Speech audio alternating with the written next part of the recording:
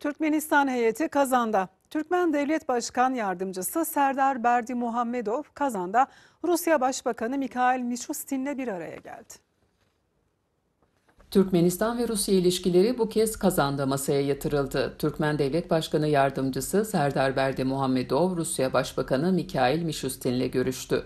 Mishustin, ortak projelerle iki ülke arasındaki işbirliğine yeni bir ivme kazandırmayı planlıyoruz dedi. Rusya Başbakanı, küresel ekonomideki dalgalanmalara rağmen ticaret hacminin 2019'a göre %40 arttığına dikkat çekti. Serdar Berdimuhamedov da Türkmen heyetinin bir ay önce Moskova'yı ziyaret ettiğini hatırlattı. 60'tan fazla Rus şirketiyle onun üzerinde anlaşma imzalandığını bildirdi. Rusya ile her alanda işbirliğinin gelişmekte olduğunu ifade eden Berdimuhamedov, geçen yıl iki ülke arasındaki ticaret hacminin 1,374 milyar dolar olduğunu söyledi.